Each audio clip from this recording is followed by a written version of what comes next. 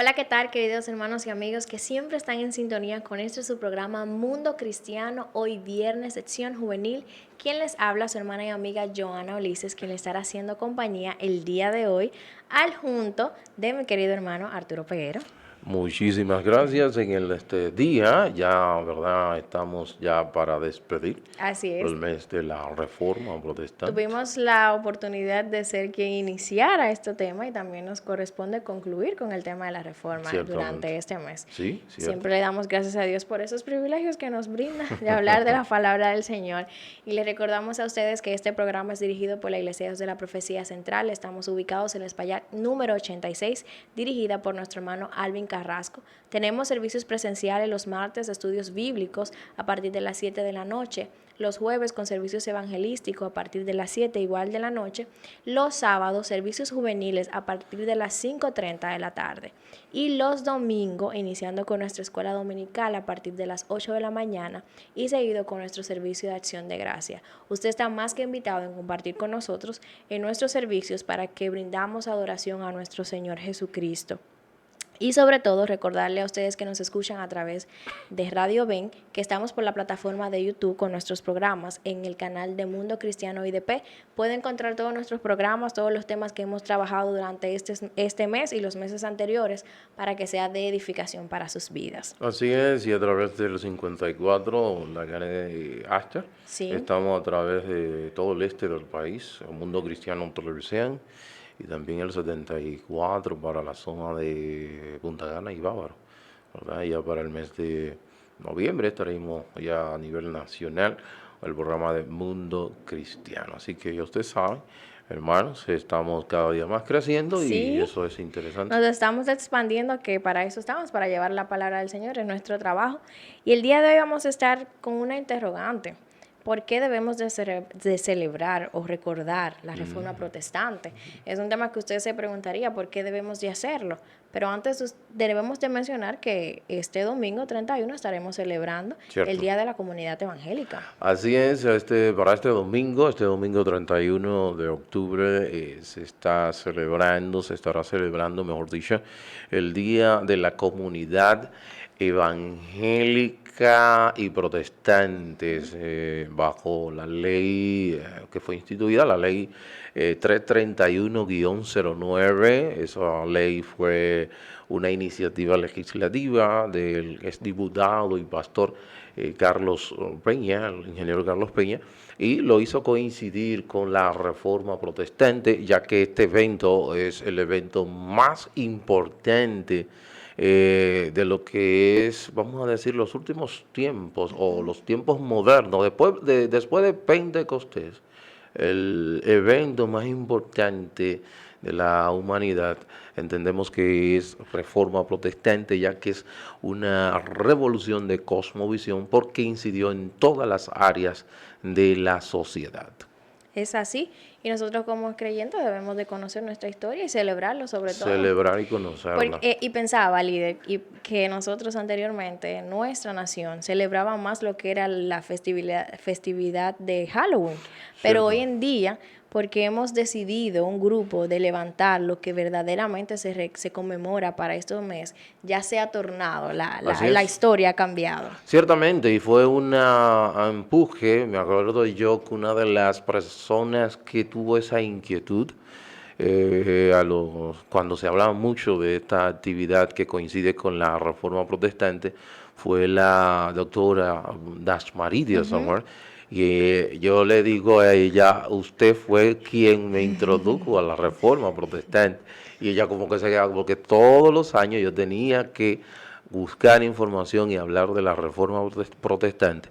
Y hasta el día de hoy estamos hablando De del hecho, tema de reforma. después siguió hasta esta Así. servidora y siempre decía, líder, ¿por qué tenemos que hablar Ya tanto de ese tema? Y hoy me doy cuenta que es necesario, y como Exacto. leíamos antes, fuera del programa, de que siempre debemos ser Claro, reformados por la cierto. palabra del Señor. Y Ciertamente. es necesario tener esa voz de esperanza para las personas de que el Evangelio aún no ha cesado. No, Y para estamos nada. llamados a llevar el Evangelio. Claro que sí. Por eso me gustaría como que recordáramos de estos temas que hemos tratado, de qué debemos saber acerca de la reforma. Y tengo aquí que dice que la reforma representó un movimiento de colocar a Dios como se ha revelado en Cristo como el centro de nuestras vidas Sí. en la palabra del Señor. Claro. Y esto es parte de lo que trajo este movimiento de la Reforma Protestante, de colocar a Dios como el centro de todo. Cierto, porque tú sabes que en la Edad Media había totalmente, todo estaba, vamos a decir, cambiado. El centro de la adoración no era Dios, Ujú.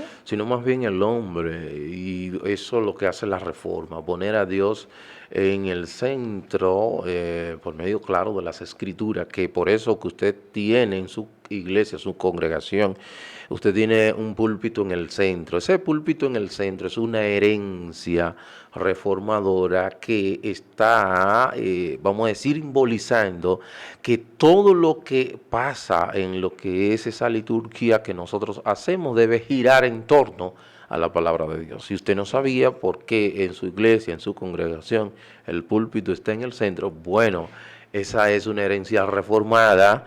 Y eso es lo que simboliza que la palabra de Dios debe, en todo lo que es la liturgia, debe regir la palabra del Y hablar Señor. de la palabra de Dios es hablar de Dios mismo, de su Claro, carácter, de sus pensamientos, desde de su luego. mente.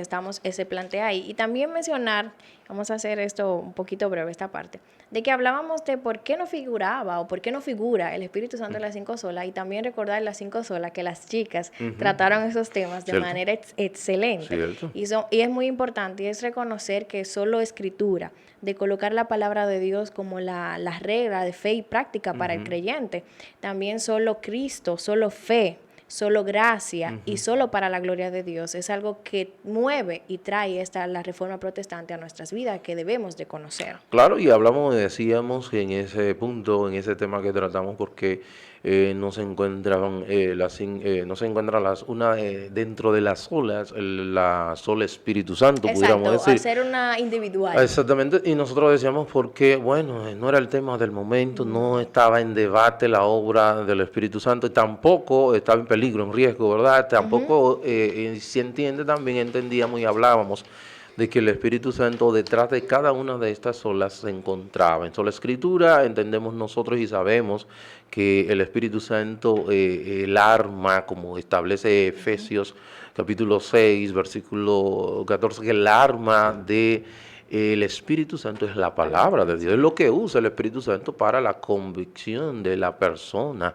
usa la palabra del Señor. Entonces, en solo Cristo, ¿quién es que levanta a Cristo de los muertos? Es el Espíritu Santo. ¿Quién es que lo unge para el ministerio? El Espíritu Santo. En cada una de las olas se encuentra el Espíritu Santo, y eso Y decíamos. una que me gustó también es recordar que para la gloria de Dios, solo por medio del Espíritu Santo podemos reconocer que debemos de darle la gloria al Claro. Señor de todo lo que hacemos Cierto. y de todo lo que hemos obtenido, que es por gracia, que también vemos la gracia de Dios también trabajando con el Espíritu Santo. Claro que sí. Por eso es que, como es necesario, si usted no lo ha visto, no sabe en realidad cómo le estamos hablando, de qué le estamos hablando, vaya a nuestro programa que tratamos ese tema de que por qué el Espíritu Santo no figura en las olas. Exactamente, ahí está en la plataforma de IDP, Mundo Así Cristiano. es.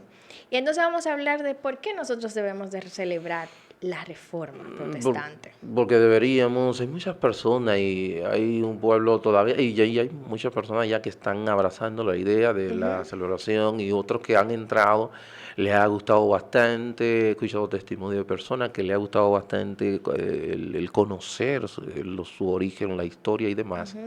Pero todavía nos falta mucho trabajo por hacer con relación a esto, de hablar de que los creyentes conozcan su origen, porque muchos de ellos ni siquiera no quieren hablar del tema, porque por un lado es un tema que de ahí, después de la reforma que vienen todas, vamos a decir, las divisiones, surgen los nuevos movimientos y demás. Pero debemos entender que en todo movimiento siempre va a estar lo que es el pecado. Sí. Y en esto también, obviamente, que el pecado del hombre estaba presente allí, pero eso no deja de, vamos a decir, de visualizar el gran, vamos a decir, la gran labor de Dios a favor del ser humano a través del movimiento de la Reforma Protestante. Si tú y yo tenemos ahora mismo, por ejemplo, tenemos esta Biblia Reina Valera, Exactamente. que la tenemos en nuestro propio idioma, en diferentes, vamos a decir, formatos, Ajá. tanto electrónicos como escritos, se lo debemos a la Reforma Protestante. La Reforma, tú recuerdas que nosotros inclusive hablamos en el mes de la Biblia, hablábamos de la traducción de la Biblia al español y hablábamos de la historia de la Reina Valera. ¿Qué fue lo que tuvo que suceder para que tú y yo pudiésemos tener esta Biblia en nuestro idioma?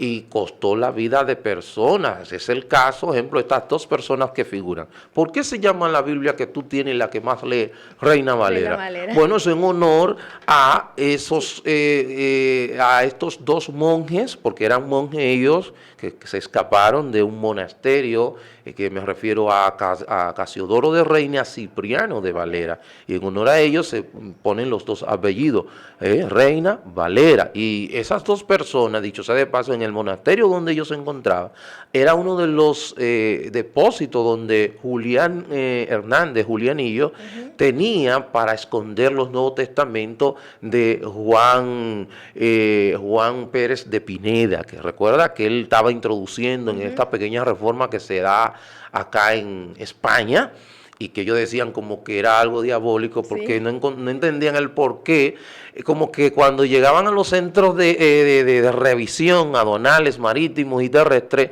como que se desaparecían las Biblias y luego aparecían dentro del territorio, y ellos entendían como que era una obra diabólica, y sin embargo fue gracias a una persona de nombre Juan Hernández, mejor conocido como Julianillo, que se prestó para introducir el Nuevo Testamento de Juan Pérez de Pineda para Juan Pérez de Pineda, que se prestó para introducir esos. Entonces ahí es que inicia que Cipriano, cuando ven esto, dicen, bueno, no nos queda mucho tiempo aquí, y se escapan unos 12 monjes. Dentro de esos 12 monjes que se escapan, ahí estaba Cipriano de Valera y Casiodoro de Reina. Entonces, luego de que ellos se escapan, uno de los propósitos que tenía, o de las metas de Cipriano Casiodoro de Reina, era la traducción de la Biblia al idioma español. Entonces él quería traducir el Antiguo Testamento y unir con el Nuevo Testamento de Juan Hernández, de Juan Pérez de Pineda, unirlo y tener la Biblia completa, pero él no lo pudo lograr. Él duró con esos pergaminos acuestados unos 12 años de un lugar a otro, pero después Cipriano de Valera, que se hace muy buen traductor por su estudio en Oxford, Cambridge y demás, entonces esa persona para revisión y demás, 20 años. O sea, que fíjense todo el sacrificio. Y ese muchacho, este hombre, Juan Julianillo, fue condenado a la hoguera y dice la historia que cuando él lo estaban quemando en la hoguera, él ponía leñas en su cabeza para contribuir a ser quemado, y cantando y sin ningún tipo de inconveniente. Todo esto conllevó sacrificio, y por eso tú y yo tenemos, y por eso debemos celebrar la reforma. Si nos preguntamos y nos cuestionamos por qué yo debería de celebrarlo, solamente por el hecho de usted tener la Biblia en su idioma, vemos la historia, escuchamos la historia nueva vez, porque hemos tratado el tema de la traducción de la Biblia al español.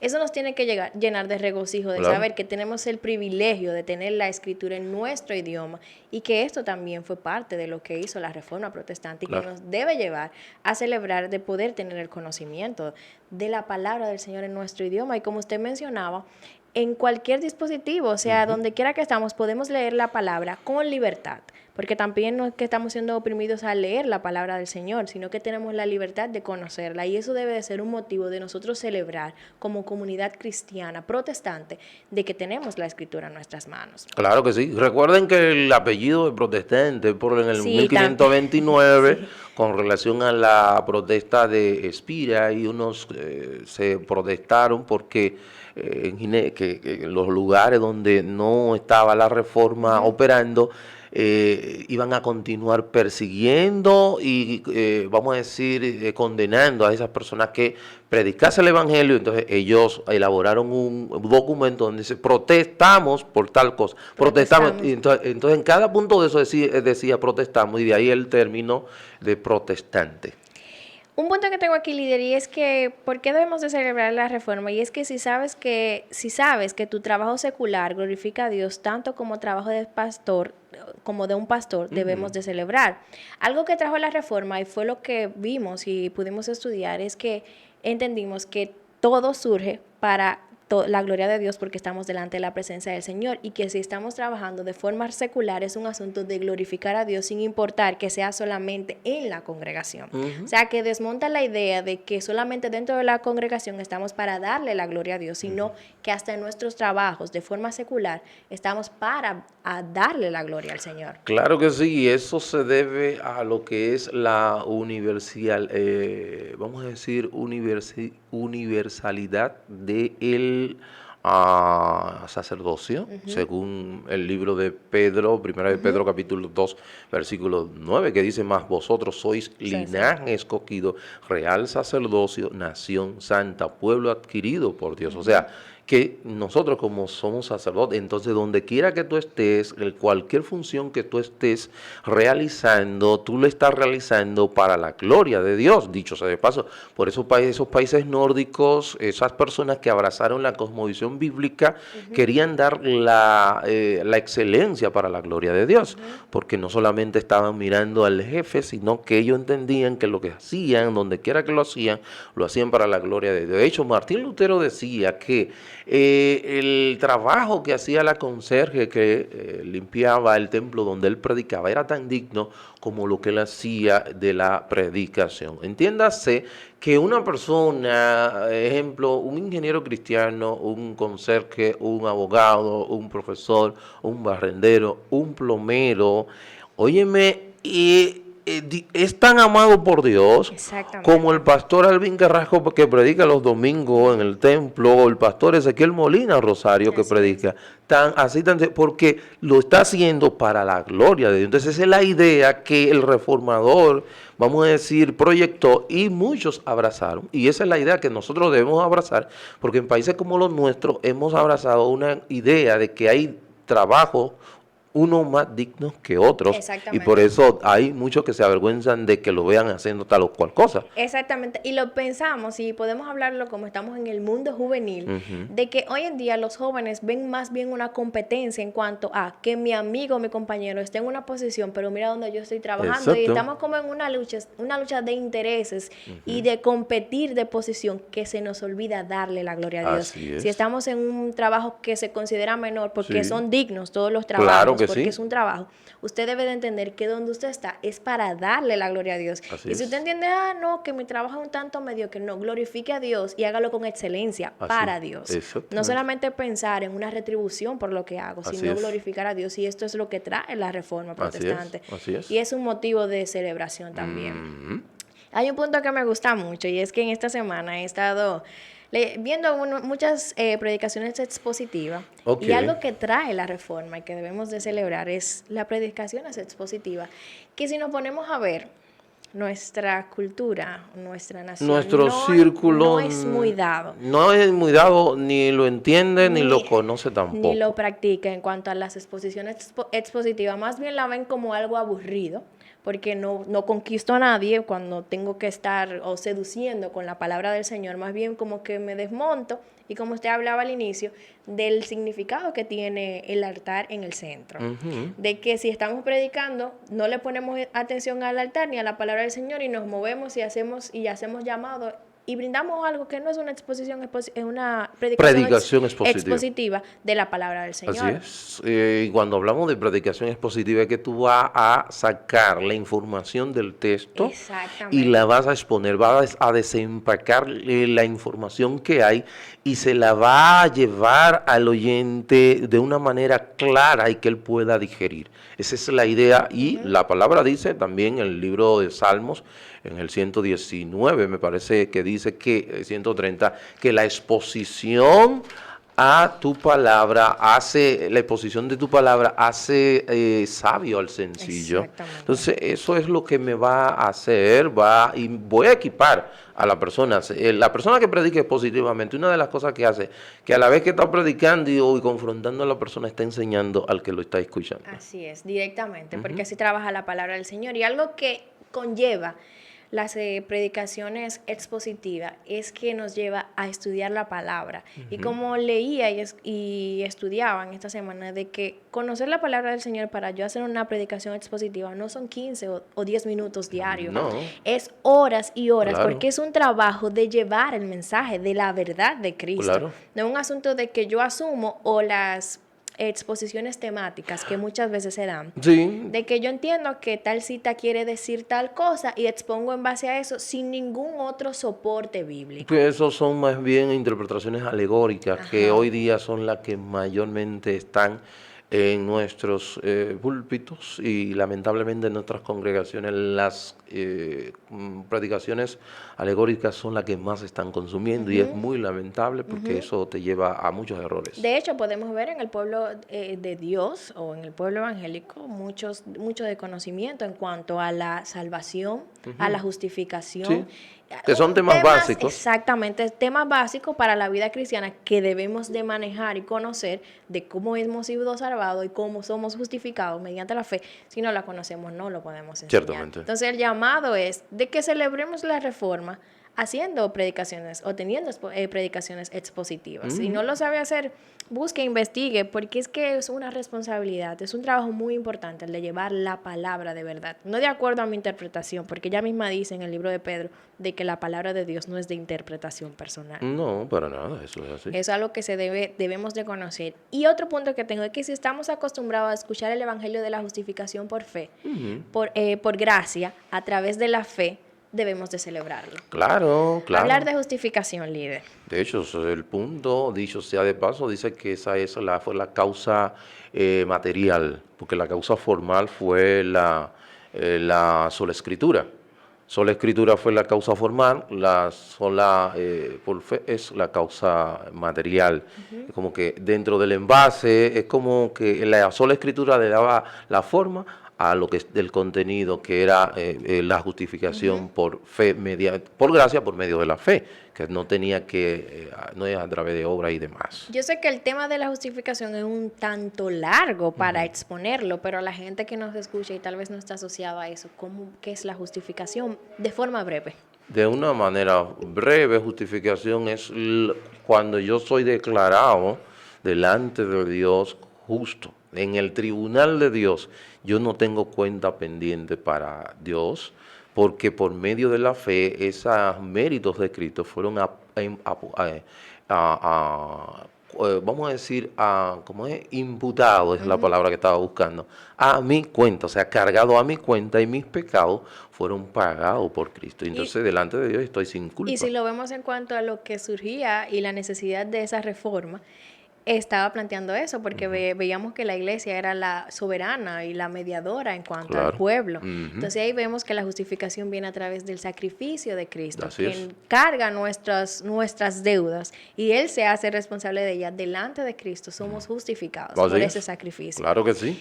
Si te regocijas al ver el evangelio predicado por todo el mundo, deberías de celebrar la reforma protestante. Claro, porque no era posible predicarlo. Dicho sea de paso, acuérdate que la reina Isabel hizo un voto de